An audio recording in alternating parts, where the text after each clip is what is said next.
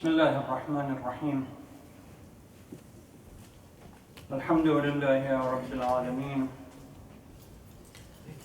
نحمده على ما كان ونستعينه من أمرنا على ما يكون، ونسأله المعافاة في الأديان كما نسأله المعافاة في الأبدان، ثم الصلاة والسلام على الذي أرسله رحمة للعالمين سيدنا ونبينا محمد وعلى آله الطاهرين المعصومين المنتجبين. اللهم صل على محمد. السلام عليك يا أبا عبد الله وعلى الأرواح التي حلت بفنائك. عليك مني سلام الله أبدا ما بقيت وبقي الليل والنهار، ولا جعله الله آخر العهد مني لزيارتكم. السلام على الحسين وعلى علي بن الحسين وعلى أولاد الحسين وعلى أصحاب الحسين. Sisters and brothers, السلام عليكم ورحمة الله وبركاته. يقول الله تبارك وتعالى في القرآن الكريم: أعوذ بالله من الشيطان اللعين الرجيم، بسم الله الرحمن الرحيم.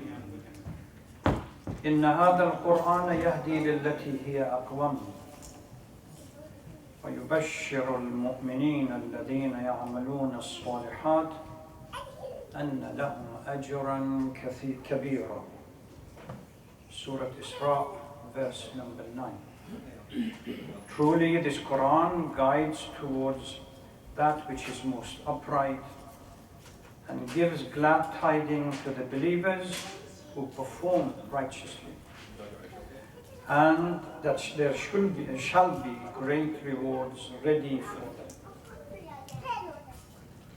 One of the most satisfying and fascinating topics in the study of Quran and in the commentary of the Quran is to reflect on what Quran thinks of itself and how that image is portrayed in various verses and chapters. Few of the unique features that Quran reserves for itself: number one, as the only true revelation left. With regard to the other two revelations, the Torah, the true Torah, and the true Injil, they are no longer available. And even the Christians themselves admit that what they have as the New Testament is not the original revelation to Prophet Isa. Even the four major books of the New Testament, Matthew, Mark, and the rest, these are compilation by individuals. The most that they can state, they were inspired by some Holy Ghost or whatever it is. There is no such thing as the contemporary New Testament being the original book that was revealed to Prophet Isa, because historically, even the earliest book of the New Testament was written between 35 years to 50 years after, assuming the ascension of Isa in any shape or form, whether after crucifixion, as the Christian would admit, or the way we say that simply the Holy Prophet Isa was ascended to heaven. So the notion the New Testament is not the original book. And I remember during the days that I was taking a master in theology, and Jewish and Christian history and theology, we had huge debate with the professors and the scholars of Christian history that these books are not the original book. They don't even know what was the original language that it came or written, whether it was Aramaic, or it was Greek, it was Hebrew, or it was something else. There are certainly contemporary books that we have is a copy translation of the Latin translation of the original, so we don't know what it is. As far as the Pentateuch or the Torah, the book which is considered by the Jewish community to be of value. Again, the original book, the original tablets that Allah subhanahu wa ta'ala revealed to Prophet Musa was destroyed under whatever was left after Bukht al-Nasr attacked Bayt al-Muqaddas and destroyed the temple. Whatever was left of that tablets that were kept in a book, in a box, in the second attack by the Greek and the Normans against the temple was totally destroyed. The best that the Jewish community can do is to start writing from memory during the Babylonian Exodus when Bukht al-Nasr took them to Babel, and they started putting some ideas together from the rabbis and others to see what they remembered from the book and compile the book that technically continued to be updated at least up to 250 or 300 of the current era. So these books that we have are nothing but what equivalent in our literature is Book of Sirah. What people in the later on, after the demise of the Holy Prophet, sitting down and writing about the Holy Prophet. So we cannot put Torah or the Injil, the current New Testament, on equal par with the Quran. Quran rejects it. The nearest thing that could be thought of that it is close to the value of Quran is Jesus himself. Because according to our tradition, Isa was Kalimatullah, but manifesting itself in flesh. Quran is Kalimatullah manifesting itself in text. So the closest one that we can compare, bear this in mind, because the next, the topic that I'm going to address, this is critical. So Quran considers to be the only book of revelation, true revelation, wahy, that was sent, that currently exists.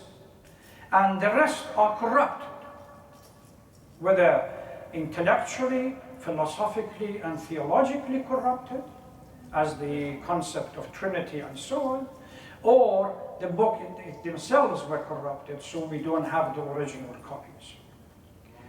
Or Quran talks about the living miracle. إِنَّا نَحْنُ نَزَّلْنَا الذِّكْرَ وَإِنَّا لَهُ لَحَافِظُونَ.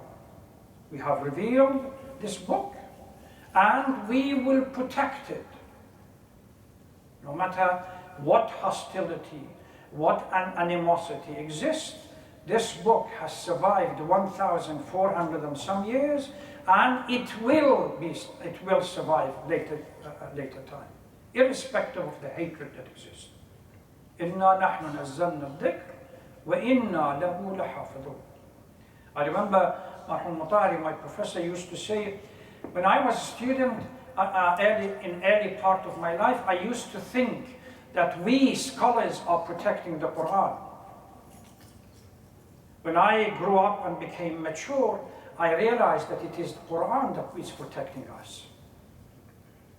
Because it's the living miracle and it's Allah that protecting it. So that is the process. It's a book of guidance and action. هُدًى لِلْمُتَّقِينَ. The beginning of the Quran. Alif Lam Mim, ذَلِكَ الْكِتَابُ لَا رَيْبَ فِيهِ هُدًى لِلْمُتَّقِينَ. Provides guidance for the believers and those who are righteous. A book that, reflecting on its verses, refreshes the mind. شِفَاءٌ لِلصُّدُورِ قَدْ جَاءَتْكُمْ مَوْعِظَةٌ مِّن رَبِّكُمْ وَشِفَاءٌ لِمَا فِي الصُّدُورِ. Yunus 57. وَنُنَزِّلُ مِنَ الْقُرْآنِ مَا هُوَ شِفَاءٌ.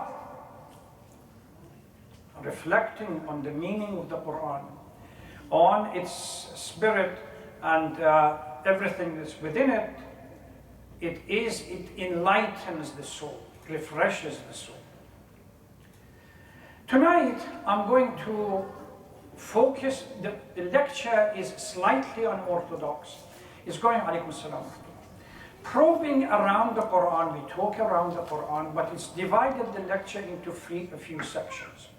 The first section, I'm going to look at the role of Quran in the molding and shaping of the Muslim community. For Muslims, Holy Quran is the central pillar of everything. It is, as I said, the living eternal miracle. The book shapes and governs all aspects of life for the Muslim community, in its individual and collective, religious and racial, political and financial, legal and moral, and the list goes on. In the process of analysis and the particularly the juristical analysis and finding laws, from the Shia perspective, there are four principles: Quran, Sunnah. These are the two fundamental principles. Then we come Ijma and Aql, but Quran is the number one. Quran gives meaning to the life of any and all Muslims. And I don't believe any Muslim can doubt and question this statement, irrespective of their own theological or juristical school of thoughts. We may differ in the translation on the commentary on a few verses or few chapters, but when it comes to the centrality of Quran and the role that it should play, I choose my words carefully, it should play in our life, we have no doubt.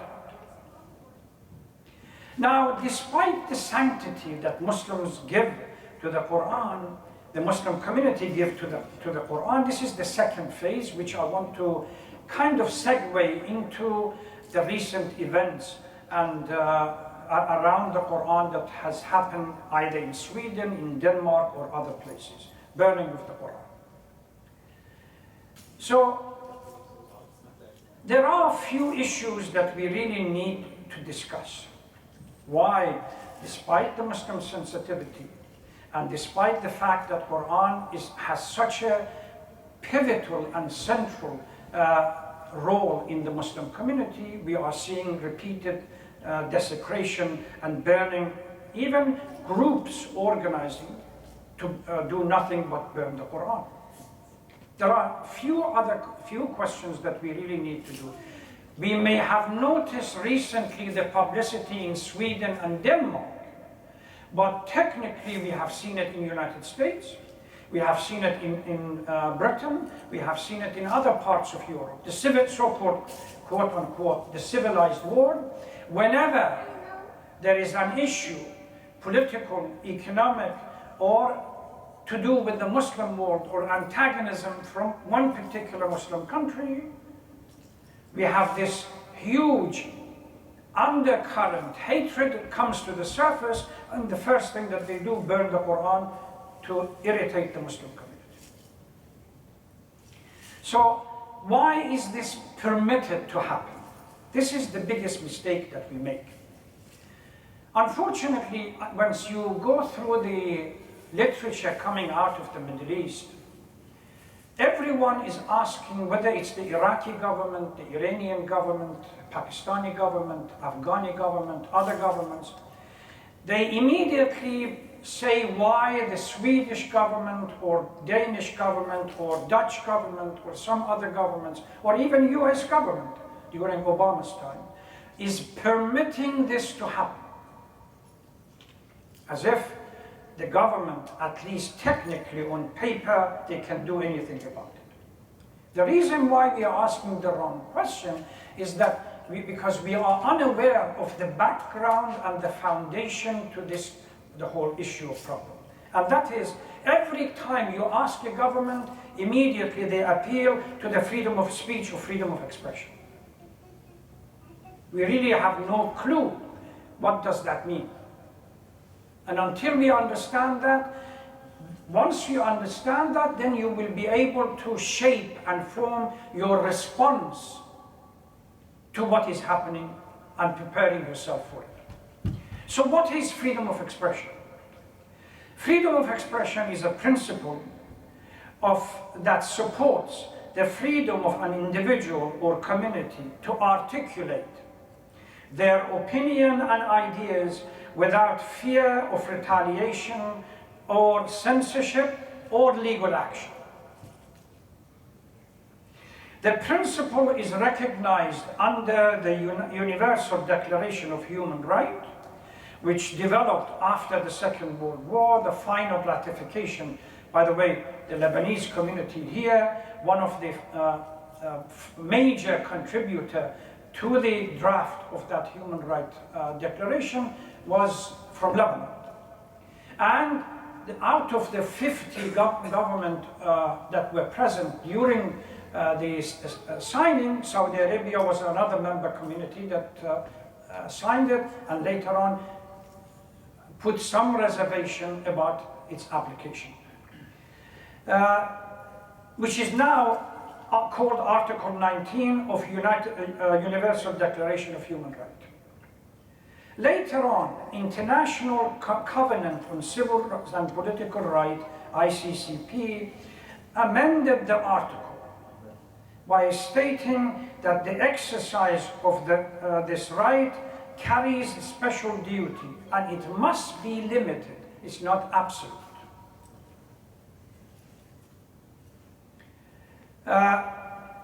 Special duties and responsibilities and may therefore be subject to certain restrictions. What are the restrictions? Respect for the right and reputation of others. If freedom of expression or freedom of speech harms, this is the principle of harm, of others, then it should be restricted.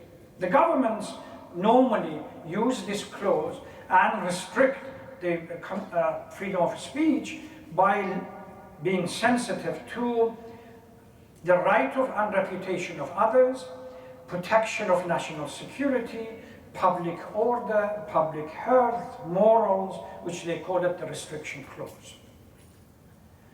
So freedom of expression or freedom of speech may not be recognized as absolute, and certain limitation should be applied to it.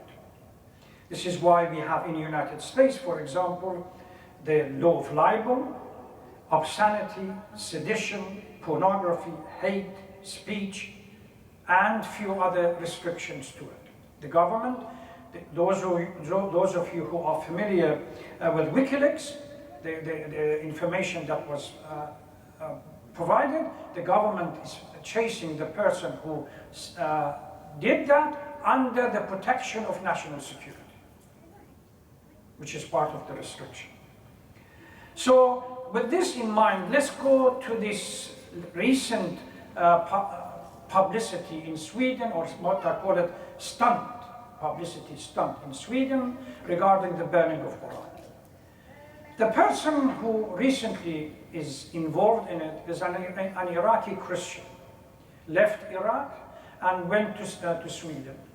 He has become now Swedish national and uses this concept of freedom of speech and freedom of expression to organize all this, what I call, and even Jewish and Christian leaders over there in Europe, they call it publicity stunt. Burning of the Quran, stomping over the Quran. A few months ago, beginning of the year, January, he went in front of a mosque and did it, where Quran was torn to pieces and he walked on it.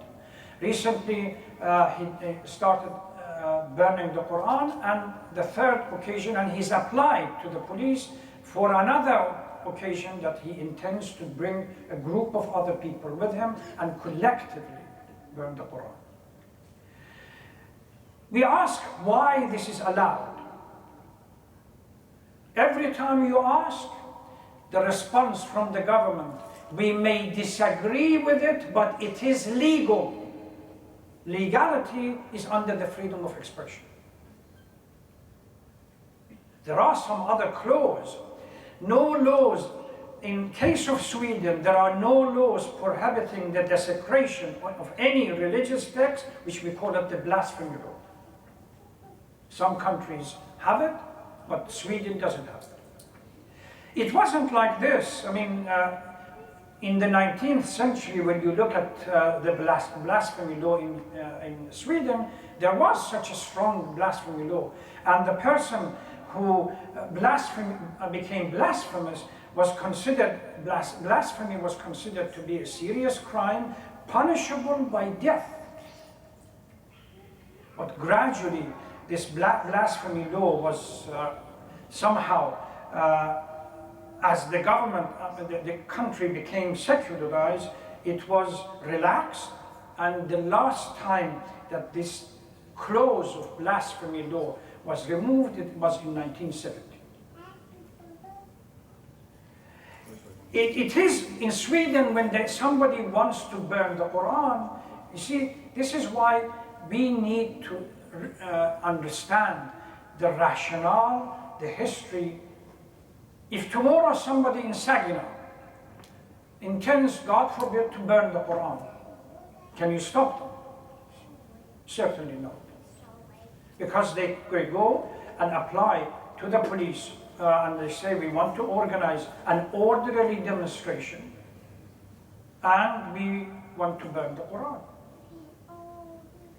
It's for either the police or those who oppose to go to the court and use the principle of harm and say that it is harmful and under that can ban it. In February this year, there was another attempt to burn the Quran by the same person. The police decided, hearing from or receiving information from the security apparatus of Sweden, they decided to ban it, or not give permission. Immediately, they went to court, and the High Court and the judges ruled that simply being suspect of possible harm is not enough for the police not to give permission, and they can go ahead. This is what we are dealing with. Now, the question that comes after this, okay, what should we do? How do we deal with this? You are, or Muslim community, are not the only one that consider burning of the book to be abhorrent, religious books to be abhorrent. There are a number of Christian as well as Jewish community leaders that they come and stood by the Muslim community and they said the idea of freedom of expression or freedom of speech does not or should not cover this. The problem is doesn't have any weight until it becomes legal. If you can work with other institutions, with other group of people in their collaboration, push through a legal and pass a law that says blasphemy or this kind of issues are considered to be harmful to the orderly relationship of the community, until then they can go to the High Court and apply for the freedom of speech and freedom of expression and go ahead.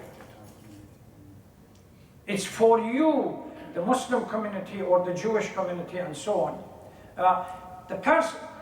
When this Christian person applied in February to go and burn the Quran again, another Muslim group, they applied to the police in Sweden and they said, we want to burn the Torah in front of the Israeli embassy.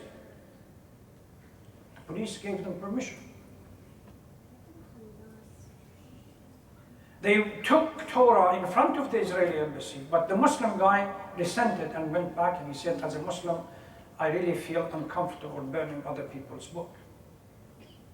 So he didn't do it. Although the Israeli embassy, as well as the chief rabbi of Sweden, objected to it, but they couldn't do anything. The issue of the fact that in the United States you can't talk anything about Holocaust, or in Canada or somewhere else, because they were able to pass a law it has become now a dictate, clearly stating in the law that any criticism, recently the United Kingdom, an application for creating a law that what we call not buying or any publicity for not buying Israeli product is considered to be illegal. They are working on it. They understand the dynamics of how legality works in this country. If you scream your head off against the Swedish government or political establishment, there are a number of what we call ultra right-wing establishment that they use the law and encourage these kind of things because of their hatred towards Islam and Muslims, without shadow of a doubt. But the appeal always will be to legality. The Swedish Prime Minister, in a response to the Iraqi Prime Minister, this was his statement: "It's regrettable. I personally don't agree with it, but you have to understand that in Sweden it is legal freedom of speech, unless you establish otherwise." So how do we change this? We have to come up with a group of people, work with them in collaboration, and try to push at some kind of a law, blasphemy or anything else, hate speech, that will be considered this kind of class of action as either hate speech or blasphemy. Until that happens, freedom of expression and freedom of speech always, so to speak, trumps anything else. You can't do anything about it. Unfortunately, even the Muslim members of whether on the local election or state government or somewhere else, they don't have the backbone because they work within the either democratic diktat or the Republican one. They don't do much.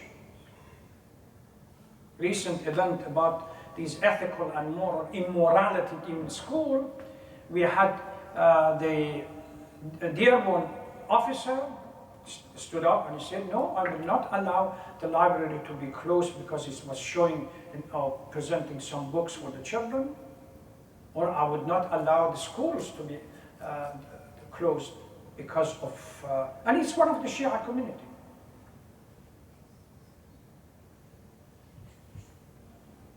The mayor, despite the fact that he has authority, but he doesn't exercise it. So you have to be mindful from now on. If you are going to send anyone to represent you, you have to send someone that the basic principle commitment to Islam is absolute. Number two, work with the lobbies. I'll give you an example. There was a conference organized, and you can work with other people. The feminist movement in the West decided to organize a conference in Egypt, middle of 1990. Some of you are not old enough to remember it. Iran worked with the Catholic lobbies in that conference and prevented the issue of same-sex, etc., that was being pushed by the Western feminist movement to be stopped. And it didn't go through. The text is available. We can work with others. On another level, how you deal with it, at the moment, economics is the only key left. Boycott any product that comes from Sweden or is related to Sweden. The same way that we talk about boycotting the Israelis, boycott the Sweden. Don't buy from any tag, anything that says made in Sweden, assembled in Sweden, product of Sweden, or some coming from Sweden, boycott it, don't buy it, buy an alternative. Instead of buying furniture from X outlet that is from Sweden, a little bit cheaper, go buy American. A little bit more expensive, but don't buy Swedish. There are alternative ways of dealing with it. And this is the hope that we have on a grand and global scale that we see the Muslim countries are moving into. I must congratulate the Iraqi Prime Minister for taking the initiative. Number one, shut down all the Swedish representation, political representation. We don't want you here. And he said, I'm going to turn the Swedish embassy into a university for teaching Quran. Well done. The government has already allocated a certain amount of money, kicked the Swedish ambassador out, pulled their own ambassador in. Iran did the same, brought its own or representative from Sweden back, the Swedish embassy out. Let's see, the Swedish ambassador in Lebanon, she left by herself. Syria is thinking about the same thing, because at the moment they don't have any office in Syria anyway. The rest of the Muslim countries, let's see if Saudi Arabia and other countries will take the lead in this matter. But political representation, shut it down. During the Ottoman Empire, the Ottomans shut down the relationship with, once they realized that they are undermining the stability of the Ottoman political establishment. Get out, we don't want you. But we can, on personal level, on a community level, boycott the Swedish product in the same manner that we boycott the Israeli product. I go to the market, to the shop, I pick up some kind of, one of the major ones that you have to be mindful of is date. Pick it up. Or some other pickles or anything else. If it doesn't say from Palestine, specifically from Palestine, it says from West Bank, it means it is either an Israeli product or directly from the West Bank, which is the settlers. Don't buy it. We do the same thing with the Swedish one. You go to any shop, you see something, look, is it Swedish or not? If you have a car that's made in Sweden or a Swedish company, sell it or leave it. For the Lebanese, if you remember, during the occupation of the Israelis in southern Lebanon in 1982, one of the laws that they passed was to bring in their own produce from the West Bank and other part of Israel into Lebanon, and would not allow the Lebanese to produce their own. The Israelis did it in Iran during the Shah's regime. Shaikh Ibrahim said, haram. Nobody would buy anything that Israelis brought in. They had no other alternative but to pack it up and take it back. It would work, but it needs a clear and consistent policy by all of us. On a smaller scale, it's not going to work. This is said, now I want to go to a different topic which is critical. We know, we have already talked about briefly with the time, we already accept that Quran is central to our life, to our reality, the formation of our character, etc., etc. And we should react and be upset, emotional when somebody attacks the Holy Quran. But there is one other question that we really need to ask ourselves. How much of the Quran is actually part of our daily life?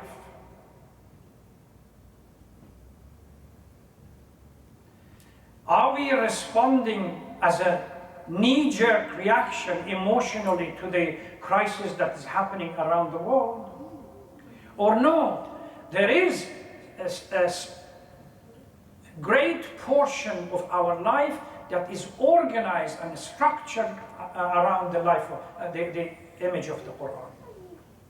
Do we read Quran? Do our children read Quran? Have we taught them to read Quran? Do we sit and spend some time with our children trying to interpret small chapters with them and try to encourage them to ask questions? Have we, or do we spend time looking at commentaries of the Holy Quran and attending classes and so on that we understand Quran? The essence is how much Quran plays a role in our life. No wonder there is a verse in the Holy Quran, وَقَالَ الرَّسُولُ يَا رَبِّ إِنَّ قَوْمَ اتَّخَذُوا هَذَا الْقُرْآنَ مَهْجُورًا. On the day of judgment, the Holy Prophet is going to stand, "O Lord, my people deserted the Quran and the Holy Book." Desertion doesn't mean not having the Quran around the house as part of your furniture.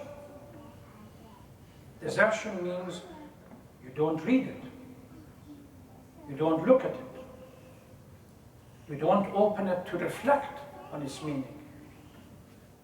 When at the beginning, the verse in the Holy Quran says, يَهْدِي لِلَّتِي هِيَ أَقْوَمُ, or شِفَاءٌ لِلصُّدُورِ, وَنُنَزِّلُ مِنَ الْقُرْآنِ مَا هُوَ شِفَاءٌ, for those people who associate with the Quran all the time. The reason why people don't pay attention, because they don't see us working with the Quran that much. There was a book left for me by Jehovah's Witnesses when I debated them many years ago, and this is what they call it, the blueprint of how to deal with other people when they are non-Christians. There is a section that says when you talk to Muslims. It says when you go and speak to a Muslim and the person says, "I'm a Muslim," oh, we have a lot of things in common. The fact that we don't believe in Trinity and so on. By the way, can you give me some verses in the Holy Quran or passages in the Holy Quran about the life of Isa? And sit back, this is the exact text. Sit back, wait for them, fumble through the book, and then when they finally fail to come up with any verses, then it's the opportunity for you to go in. Why? Because most Muslims, it's a shame, most Muslims, they have found out, most Muslims don't know much about their book. We learn French, we learn Spanish, we learn Greek, we learn Chinese, we learn Russian, Italian, everything, but do we know Arabic? Do we teach our children Arabic? Are we preparing them for the future? Or nothing? Emotional reaction has a short effect. After that, when everything is quiet, we go back to the square one and they continue with it. If we had done this when that Reverend John, whatever his name was, in 2009, 2010, started burning Quran in Florida and then came to the Islamic Center and wanted to burn Quran in front of the Islamic Center. If we as Shia community, as Muslim community would have united and analyzed the situation and come up with a solution for it, we wouldn't have been in this situation now. Why? Because it's a short term, emotional. Yes, Quran is dear to us, we emotionally react. Now the rest, we really need to do something about it. There are steps that we can take, let's start taking it. But first, let's go back to the Quran itself and strengthen our relationship with the Quran. Amir al-Mu'mineen salawatullah salam alayhi, in a wasiyah to Imam Hassan just before his death, possibly they say it's the last wasiyah before he died. Allah, Allah fil Quran, لا يسبقكم بالعمل به غيركم. The book has to be practiced. Don't hold the facade of the book in papers while other people are practicing its principles. It is possible in the Battle of Siffin, Amir al-Mu'mineen distinguished between the physical book with the essence and the spirit. When Muawiyah put them on the spears, he said, these are only papers. I am the living Quran. So paper Quran in front of the real Quran, which caused confusion. May Allah protect us. It's a difficult and evil time that we really need to prepare ourselves, particularly for our children that are going to live in this society and deal with the challenges that this society or similar societies might present. May Allah grant all of us the privilege of staying on the right path. Please join me in reciting Amma Yujib 5 times for the benefit of those who are in desperate help and they need our prayers. Bismillah ar-Rahman ar-Rahim. Amma Yujibu Amma Yujibu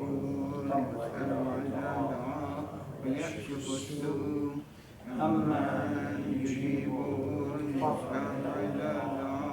ويكشف السوء عما يجيب الضر ويكشف السوء عما يجيب الضر ويكشف السوء. اللهم شافي كل مريض وارحم موتانا على روح موتانا جميعا. نهدي للجميع ثواب سورة الفاتحة قبل الصلاة على محمد وآل محمد.